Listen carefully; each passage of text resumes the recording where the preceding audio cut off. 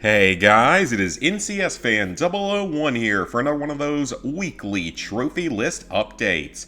Today's date is Monday, January 6th, 2025. So this will cover the week of December the 30th of 2024 through January the 5th of 2025.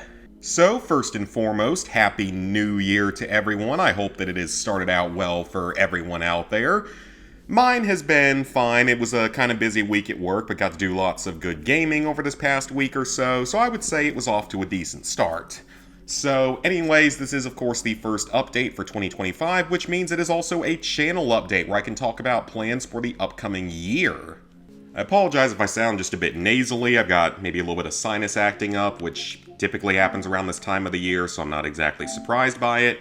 But anyways, this week was very good for progress as I finished 3 games plus made progress on a 4th one. But along with that, it included Platinum Trophy number 850 and my 1000th game completion on PSN Profiles, which is pretty big milestone in all honesty. I mean, that's a lot of games, even if there were a couple of periods where I did a lot of shovelware. So anyway, the first game for this week was Mom Hid My Game, a PS4 100% title, which is basically a little really weird point-and-click type of puzzle game, I guess is the best way to put it, where in each level you just have to try to figure out where your Game Boy or whatever it is hidden. And it's just 50 levels, so as long as you clear those 50 levels, that's most of your trophies. Some of these would definitely be a little bit tricky to do, but if you have a guide, they're all super easy, so don't really worry too much about most of it. You can get through all of the days within, less than half an hour, so clearing 50 days is very easy. But after that, you also have to watch all the poses from the Crazy Horizontal Bar minigame, which is one of the most stupid and pointless trophies I've ever seen in my life, because basically you have to rotate your character around like a gymnastics bar, and every time they get up enough speed, they'll go and do a random pose, and there's like 45 different poses, and you have to get all of them, but you'll start getting duplicates after a while, so it's just ridiculous. Theoretically, you could get this 100% a lot faster than I did if you got really lucky with the poses. But I mean, it took me, 40 minutes to get all of them, which is just ridiculous because, I mean, there really shouldn't be a trophy like that in this kind of a game. It makes absolutely no sense because it has nothing to do with your mom hiding the game. And it's just a really, weird game with some of the animations and stuff. Easy 100%, but kind of a very annoying final trophy right here. But yeah, I did that one because I bought it on sale for like $1 recently, and I figured why not? It's a 100% game, it's not a platinum, might as well do it. Next up, Grimoire Organizer. This platinum was only done because I needed to get one more platinum right before I got platinum number 850, and this was the shortest game I had in my catalog for the next time I do a platinum dumpster dive. Which, I mean, I haven't really planned the next one out yet, and I don't know when it's going to happen, sometime probably the middle of 2025. So that's about when I did the last one in, July or August of 2024, so that would make a little bit of sense to do it around, May, June-ish or so. But anyways, this is a very quick and easy platinum, of course. It was just a filler game. So a lot of the trophies in this game, or nearly half of them, are just for switching books throughout the game, which you can get these 5 trophies just by hitting circle a bunch of times, so don't worry too much about any of those. Then you have to earn 1,300 points in a single game. You do this by throwing the colors of books, which are red, green, and blue, into the specific red, green, and blue areas of the bookshelf or bookcase, whatever it's called, bookshelf I think would be the proper word, as it slowly moves across the screen and then disappears. 1,300 points is more than enough, 52 seconds is more than enough to earn 1,300 points because that's what your normal time limit is. But you can actually up that time limit if for any reason you happen to struggle with this trophy. Now, the main issue with this game is these top 3 trophies because, well, no, this one was fine, this one unlocked fine, but these other 2 trophies were really buggy, they didn't unlock when they were supposed to. So that is a known issue with this game, so you're going to want to keep that in mind. To win with 0 points, you just have to basically hold still for the entire timer. But even when I did that, the trophy still didn't unlock until 10 or 15 seconds after I finished the round, which was really weird. And then this trophy didn't unlock until I had lost two or three different times, and it still took 10 or 15 seconds to unlock it the same time this one did. So I have no idea why that was, but it's just, I mean, I guess it's just buggy trophies, so I guess there's not really that much to say about it. And then this trophy will unlock on the same playthrough where you get those 1,300 points.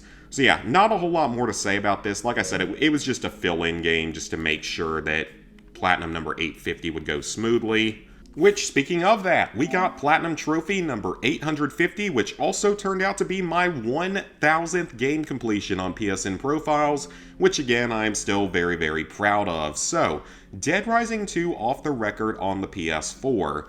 It's not a particularly hard game by any means. It's like a 4 to 5 out of 10 in difficulty, so it's not overly hard. But it is probably, once again, the worst version of this particular game, just like the PS4 version of Dead Rising 2 was. Because this game is a broken mess, in all honesty. It has so many issues with crashing and disconnecting and just causing all those kind of problems. I wouldn't say it screwed me over as much in this game as it did in Dead Rising 2, but it was still a very common set of issues that just constantly caused problems throughout the playthrough. I mean, there's a reason why it took me like 3 months to get this platinum, because I just didn't really want to play the game most of the time, because I just wasn't really enjoying it. Also, I feel like the survivors are way, way stupider and weaker in this version, because they were dying so easily during like my first playthrough of it. Maybe that was just me, but that just kept happening a lot. So, for the Platinum Trophy, you have to take a high-value PP picture, which is the photo points, I assume is what it's supposed to stand for. For this one, you're probably going to get it naturally during all the challenges and the pictures throughout the game. You can get it pretty much without many issues. This one, just take lots of pictures and you'll get it eventually along the way to one of the later trophies. This one, you basically just take a bunch of the alien electric massager items from the Uranus zone area of the park, and just drop those on the ground and take a picture of all of them, and you should be good to go with that. Yeah, I mean, I know that makes so much sense to people that haven't seen this game before. For this one, you're supposed to do this picture in Royal Flush Plaza in front of one of those posters for the Uranus zone, so like that gives you the erotica, the outtake. I think you have to have a zombie with a mask on, and then horror and brutality you have to do with the dead zombies and like zombies with limbs missing and stuff like that. This trophy, if you don't get it just by taking pictures of random survivors throughout the game, you can actually get it by taking a picture of 8 survivors at once, and it should automatically unlock them, and there is a trophy for having 8 survivors at once later on down the list. Filling your camera's memory will come naturally just by playing through the game, probably pretty early on for that matter. Then you have to photograph 75 PP stickers. There are about 90 total in the game, so you are allowed to miss a few. And with this, you can actually do it in the sandbox mode, which is what I would recommend because it's much easier that way, much safer that way. But photographing 75 is not particularly hard. However, some of them are just in insanely obscure places, and I legitimately have no idea how some people manage to find some of them for the guides, just because of how out of the way some of them are and how small they are. But hey, there are guides out there, which makes this very easy to get. It only took me about an hour to hour and 15 minutes to get all the stickers, so it wasn't a problem at all. And you'll probably get all of that high-value PP picture just from this trophy while going for it. And then you have to take a picture of your co-op partner during co-op play. That is a very simple trophy. It is definitely the easiest of the 5 co-op trophies in this game, which we'll talk more about those later. You have to take a picture of a psychopath, which is pretty self-explanatory. Just wait till a psychopath spawns and takes a picture of them. Then use the snapshot skill move. You get this fairly early on in the game, and once you get it, just use it to kill a zombie. It's pretty straightforward. Now we get to all of the sandbox mode trophies. So for the sandbox mode trophies, you have to get a gold medal on all single player challenges and a gold medal on all co-op challenges. There are 30 of each for a grand total of 60. Now, these challenges fall into a few different categories. They're either racing challenges, where you have to get from one point to another as quickly as possible, or they are zombie killing challenges. That's a very common one, where you just have to kill a set number of zombies within the time limit. Another one is trying to get as much PP as possible within a certain time limit. Sometimes these will also restrict what kind of weapon you're allowed to use, such as one of them has to be bladed weapons, another one has to be electric weapons, stuff like that. And then there's a few other like miscellaneous type of challenges that are completely different from the rest. These are things like one where you have to fight a psychopath in a short amount of time. There's one where you have to collect a certain number of massagers within, whatever the time limit is. Stuff like that. And then there's one where you have to like drink a certain amount of alcohol within the time limit. So a majority of the challenges aren't too difficult to do, especially if you have a guide pulled up for some of the trickier ones. But a few of them definitely will take multiple tries and will cause some problems, especially if you're not set up very well for them. Like, for example, some of them you need to have very specific equipment for them, and then you just are going to start running around the mall back and forth, having to set things up consistently before each challenge, and then just go get an entirely different inventory for the next challenge. I would say try to do like all of the race missions pretty much right one after another with a bunch of quick steps in your inventory and the ninja outfit, and then you can switch over to something else for the rest of the challenges, and then just try to do maybe the PP challenges all in the same grouping, and then the kill challenges, and then like the miscellaneous challenges, stuff like that. And then for some of these you will need specific items, like you'll need the gambling magazine for the gambling challenge, you'll need either the full sports fan outfit or the drinking magazine to do the drinking challenge. You're going to possibly want some of the driving magazines for a couple of challenges that involve the vehicles. Then you're just going to need very specific weapons for other ones, like you need the plate launcher for the challenge where you have to slice off zombie limbs and stuff, or the Tesla ball for the electric kills challenge, stuff like that. So it takes a while to get through. Again, most of the challenges aren't necessarily that hard, but they're just very tedious and very repetitive because there's so many of them, and a lot of them are so similar to one another. And then just once again, after each one, half the time you're going to have to go run around the mall and find all the supplies you need to set up for the next one. And I mean, it takes a little while to make, super BFGs and stuff like that, because that's one of the best weapons. The laser eyes, you can only get a couple of those at a time unless there's a better place to find them than where I was getting them from.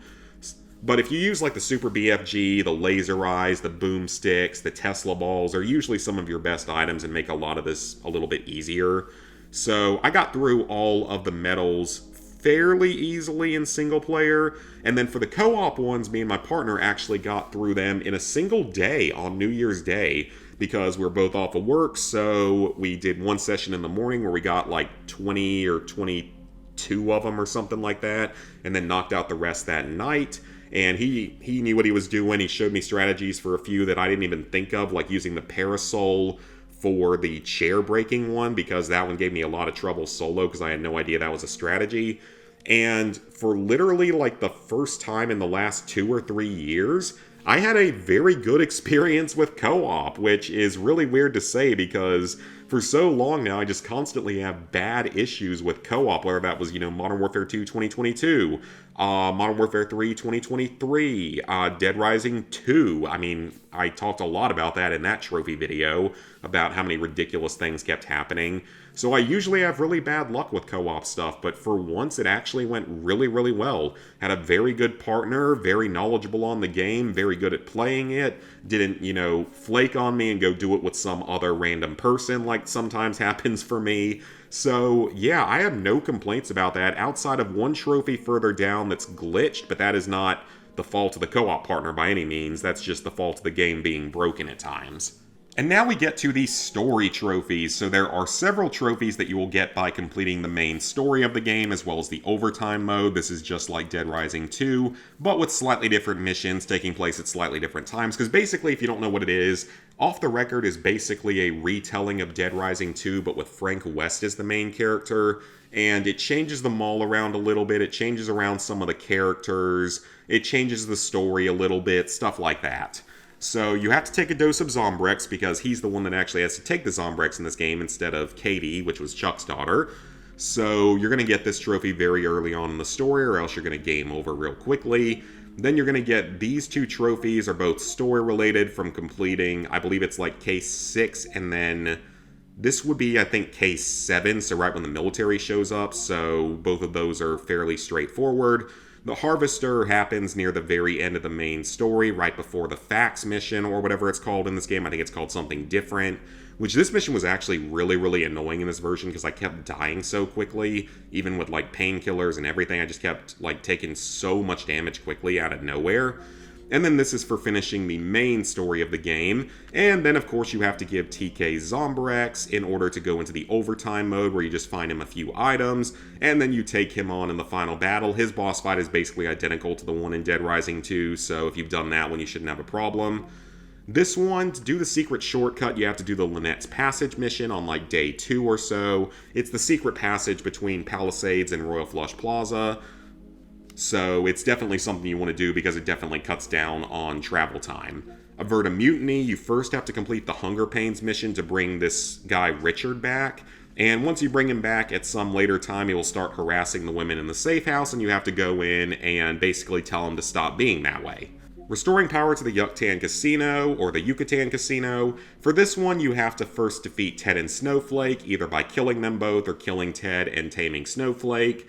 And then you have to go rescue Lenny, who will then guide you over to wherever the power switches are. So it's pretty easy to do because it's right at the beginning of the game. This one is the second psychopath you can run across after Ted and Snowflake. It is the replacement for Leon on the motorcycle out in Fortune Park. And yes, you can probably guess who it actually is based on the trophy image. Then you have your kill-based trophies. 69 and 1337 will happen naturally just while playing through the game. Those are not a problem. The 12,345 you definitely can do while playing through the main story of the game, but it's not as likely, but you will get it along the way to the 100,000 zombies kills. Now, 100,000 zombies kills might seem like a lot, and it technically is. The good thing, though, is that unlike with Dead Rising 2, you can actually do these trophies in sandbox mode this time, which means that you have unlimited time to do it, which is definitely a relief because it kills all the time pressure. Now, the thing is that 100,000 is still a lot. It would mean driving around in circles around Fortune Park and everything for 9, 10, maybe 11 or 12 hours, depending on how efficient you are, which is a lot of time just driving in circles. Normally it would require that, except that now there is actually a glitch in the game that involves the usage of queens and allows you to actually knock this trophy out within a couple of hours. So that makes it significantly easier now. Basically, you collect queens, you go to a specific part of the Atlantica Casino, and you have to have the judo throw move unlocked, and then when a zombie grabs you in that specific spot, shake them off quickly. Frank will do the judo throw, and then you just immediately throw the queen, and it gets you 3,000 to 4,000 kills each time for some reason. I don't know if this is truly a new glitch, or if this has actually been around since the beginning, but I would say if you're going to do this game, you might want to do that now so that you can knock this trophy out quickly. The jump kick, this one's super easy. Just unlock the jump kick and then just run around and knock over zombies. This one's done by using the boomstick, which is the shotgun, and the pitchfork, though it won't work until you have the actual card. You can't do it with the scratch card. Visit 10 maintenance rooms is very straightforward. Just enter 10 of the maintenance rooms throughout the course of the game. Build any of the new combo weapons. There's like 20 or 30 new combo weapons, so this one's very, very easy. Then you have to collect 50 combo cards. There's like 70 or 80 total in the game, so there's plenty of room for error here. Some of them you can find just by exploring the world. Some of them you're going to get from challenges. Some of them you're going to get from survivors and psychopaths. But while you're doing all of the medals, you shouldn't have any problem with getting 50 of them, as well as leveling up. You get a bunch of them through leveling up. Same with unlocking all the skill moves. You'll get this just by hitting level 50, which you'll get while working on all of the medals, so don't worry about that. The Carney games are the games in the new Uranus Zone area. You just have to win any of them, which might take a few tries, and they cost a little bit of money to play, but nothing too hard there. So I'm going to come back to this trophy in just a second, because this was the most problematic of the co-op trophies. The Amusement Park Rides trophy is actually fairly easy, and you're probably going to get it during at least one of the challenges, because there's one that requires you to get kills with amusement park rides. You can do it with either the drop tower or the swinging pirate ship. Getting 8 survivors into a vehicle isn't particularly hard if you plan it out. Basically, you have to kill Ted and Snowflake, and then you recruit like Lenny, Denise, and a few other people, because the game has this requirement where it only allows 8 survivors to be on screen at once, or 8 NPCs to be on screen at once, and that includes psychopaths and survivors. So you have to plan the route out in a very specific way, but it's fairly easy to do right at the beginning of the game. And then you have to get them all into the clown car, which will either be somewhere in Fortune Park or the Silver Strip, or it will be in the Uranus Zone. So it requires a bit of planning, but it's not overly hard hard to do, and it's right at the beginning of the game. Then you have to get a survivor drunk by just giving them alcohol until they puke. Very straightforward. For this one, have either Frank or one of your followers puke at any point, and then just have a zombie walk through the vomit. This one may very well happen naturally just by playing through the game. This one, just give Frank entirely women's clothing, which is pretty self-explanatory. Just find women's clothing throughout the map. We'll come back to this one also in just a second. Then you have to have Snowflake attack and damage a psychopath, which is fairly straightforward. It was the last trophy I got.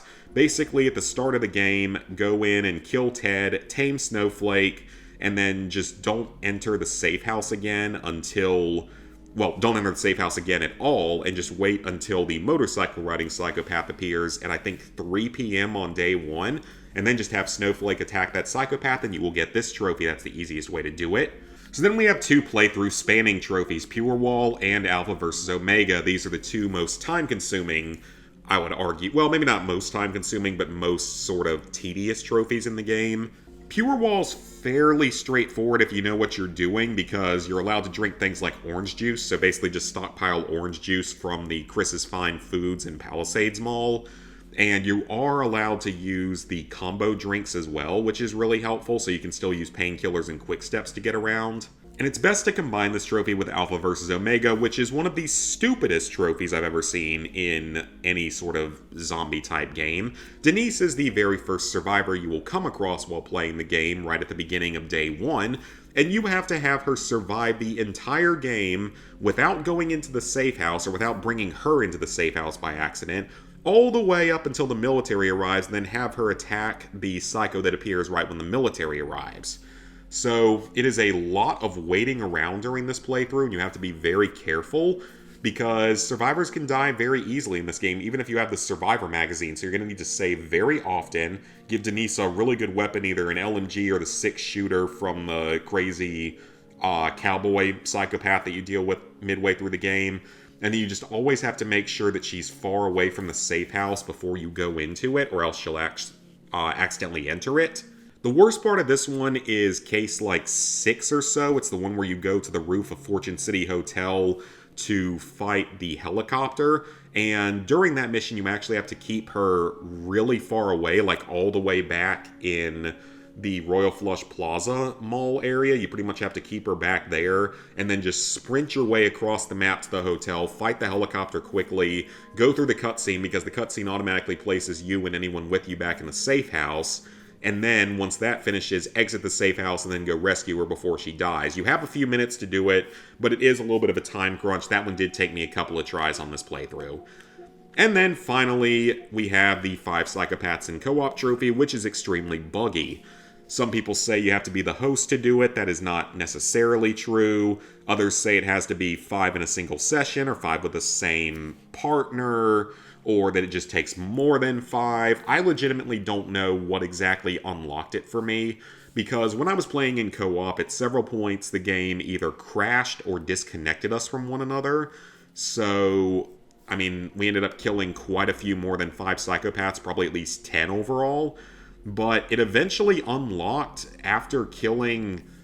Who did we kill? It was like we had reset, or not reset, but we got back to day 1 of the 3-day cycle, of the 72-hour cycle that goes through sandbox mode. So when that happened, we dealt... I don't know if we killed Carl on that one, but we did kill the 2 magician guys, and that's where the trophy popped. So I legitimately have no idea what the deal with this trophy is. It's just buggy, and it just causes problems. I would say you might be better off doing it in the campaign and just waiting until... like, have a separate save file when the snipers show up, and then just kill the 4 snipers quickly, and don't save your game at all, and then just wait until another psycho shows up, which I think, like, BB shows up around that time, so that would probably work. Well, no, I don't know if BB counts for that, but regardless, it's just a buggy, broken trophy, unfortunately, like some other aspects of the game.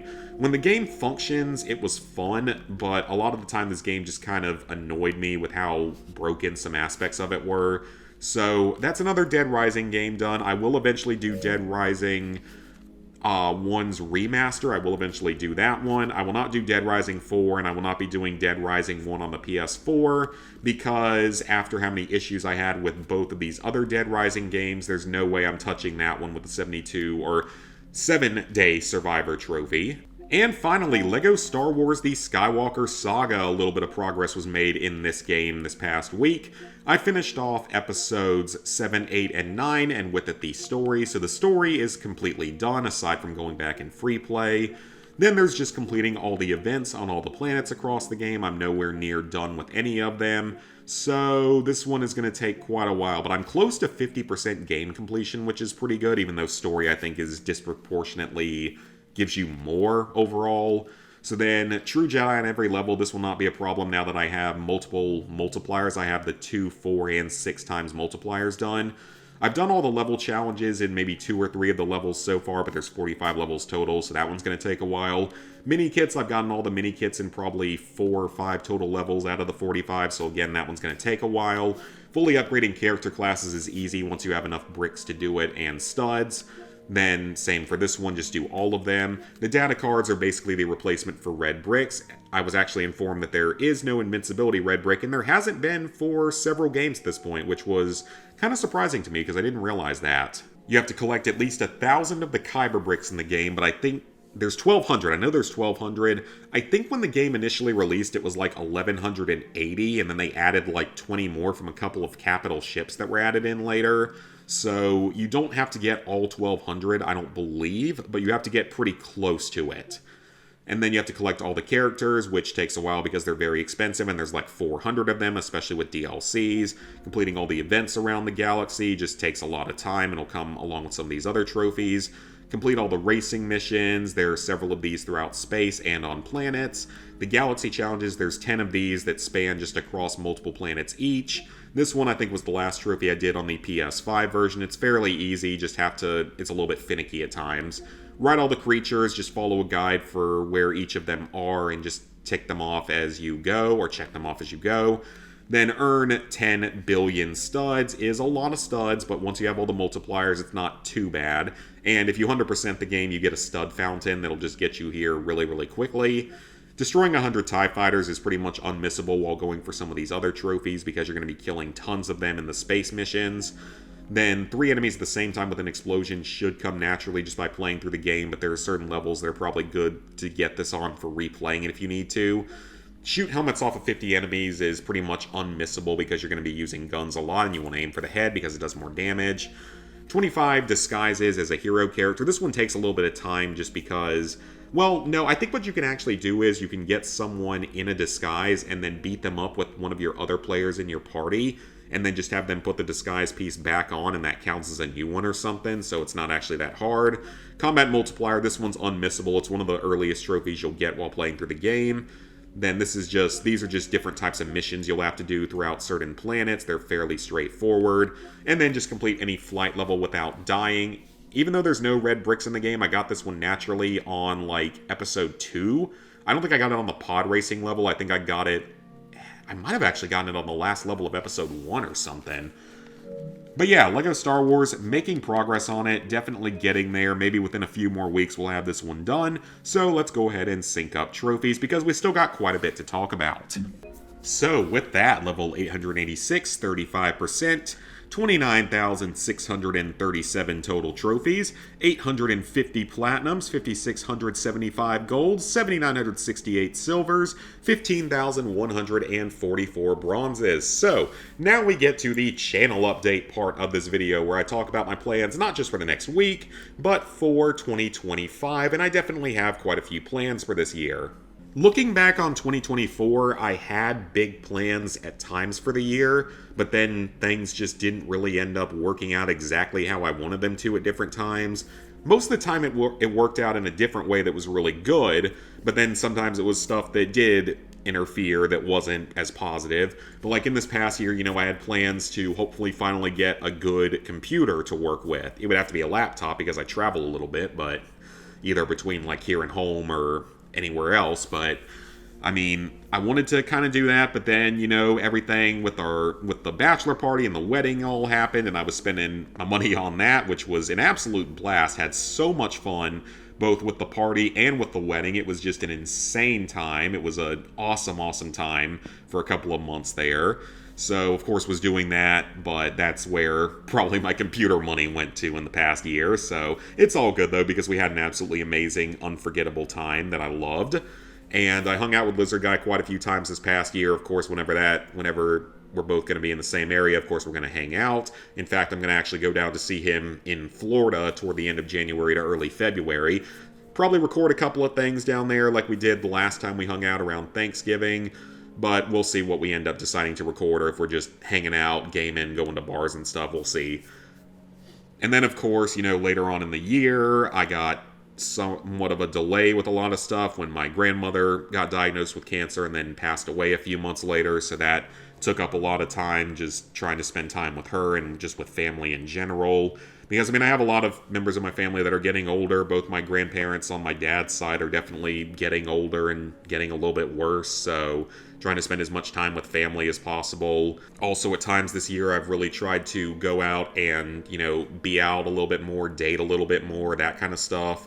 Plus all the absolutely insane BS that has happened with my job if you've been following the whole Atom saga, especially since May of 2024 is when it really, really kicked off. So I'm spending a lot more time applying for better jobs at this point, and just the absolute insanity of dealing with everything with that just kind of burns you out at times and tires me out a little bit. But hopefully that saga will eventually come to an end. So my plans for the upcoming week are really just LEGO Star Wars Skywalker Saga. There's not really any other major games I want to work on. Maybe find one or two other things to do. Because usually about every 50 Platinums is when I do a Palgi game and an Artifacts Mundi game. And I think I've got at least one of each lined up, so I can probably start working on those sometime soon. But then for 2025 in general, I really do want to finally get around to getting a better computer, a actual good laptop that works for both gaming and for streaming especially. I'm fully aware that it's going to most likely have to not be a Mac, which is going to be a bit of a change for me because I've been using Mac for a long time, but I'm totally open to switching to PC, especially if it provides a much better experience for me, and there's a lot more programs that are more compatible with PC as well, so that's good. So, if anyone has any suggestions for good computers early 2025, definitely let me know in the comments, because I am definitely down to try to get one this year, and actually be able to upgrade my whole streaming setup and actually have storage on my computer, and a computer that actually works relatively well, because, knock on wood, this one still works. Now, it's also 7 years old, because I got it in 2017. And that is a very long lifespan for a laptop to still be using one, because by then they're so heavily outclassed by anything modern. So definitely probably need to really look into getting something else with that. Along with that, I really want to try to, if I have the chance this year, just try to learn more about video editing, maybe find like a class online or something, or even like free stuff online, free tutorials and stuff to try to learn more about doing better editing, especially with thumbnails, or at least find a really good AI software that makes good thumbnails. Although I do think that my editing has gotten a little bit better over the last year or so. I think it has improved from where it was, which was basically from nowhere to something. As Captain Price would say, it's not hard to improve on garbage, so... But I think it has improved, especially with things like the Dead Rising 2 trophy video that ended up doing really well. I'm still working on the Fallout video, of course. I've been quite busy recently, but I am still working on it, and I am starting to at least make some progress on it, so... sometime it will be done. I don't know exactly when, or I don't know if I might just do like the Thrillville video first or something. We'll have to see, because I've got quite a few videos lined up and ready to start editing and working on for that. And then also in this past year, it was crazy because I got the fastest achiever for 2 different games. In Thrillville for the PS4, and Clock Tower Rewind, I believe, was also the PS4 version. So I am very happy with that I finally got fastest achiever a couple of times, and as far as I know, those times have not yet been beat. So very proud of that, because it's the first time it's ever really been done for me. So definitely cool. I didn't earn as many platinums this year because I have been trying to cut back on the shovelware that I do, outside of the once every 9 months or so platinum dumpster dive streams, which are just good fun to mess around in. And there will be more Fallout lore videos. I just haven't really had time to work on it with working on the actual trophy videos. But I do want to do at least one more of the Fallout lore videos, probably multiple of them. I mean, it'll definitely make sense to release one around the time whenever Fallout Season 2 releases, so can't wait for whenever that happens, hopefully sometime in the fairly near future. But yeah, I know I'm at least doing one more of those, and I'm super excited for it. I think it's going to be a very fun one. I'm going to be very interested to see how a specific state survives within that universe and how great it would be as a setting for a Fallout game. But of course, we'll get to that when we get to it. Then another thing that I would like to accomplish this year that I did want to do last year but kind of kept taking a back seat to other stuff going on is to finally launch my secondary channel, which will be where I upload things like vlogs and random videos and recipes. Because, I mean, I would love to get back into doing recipe videos because it was always a lot of fun. It usually goes very badly, and that's entertaining to you guys, but it's probably not what I'm known for within the algorithm, so it probably only hurts the algorithm, especially the vlog-type videos. So I do really want to try to launch that second channel sometime in January or February, and I will of course make an announcement video when I do that, but I'll re-upload all of the old recipe videos onto it. The ones that are already uploaded aren't going anywhere, but I'll just re-upload them onto that second channel. And then hopefully with that I can also, start doing recipe videos again, because I have way more cookbooks now. I've only ever done Fallout and Destiny so far, and I have a whole bunch of other cookbooks that I want to get started with, like God of War, Skyrim, Mario, Minecraft, Horizon, a few other things as well, so would definitely love to be doing that at some point. So I think that's actually going to be it for this video. I knew it was going to be a bit of a longer one because we had a lot of stuff to talk about. So thank you guys for watching. If you enjoyed, go ahead and leave a like, subscribe, ring the bell if you haven't done so already. Let me know down in the comments how your new year is going so far, what you're most looking forward to in this incoming year. If you have any suggestions for a good computer and you want to put that in the comments, definitely let me know on that as well. And yeah, that's pretty much going to be it for today. Schedule should be pretty normal for the next couple of weeks, so hopefully you can get quite a few more LEGO streams in, or maybe find something else fun to stream. But we will have to see, and then I'll keep working on the Fallout 4 video, and hopefully work toward launching the second channel. I mean, the channel already exists, but it just doesn't have any content uploaded to it, so it is what it is. It's also got a fairly weak thumbnail. I need to get Lizard Guy to make us a better one for it. But yeah, thank you guys for watching. Hope you enjoyed, and I'll see you guys back here later this week for more content, and hopefully for another great year.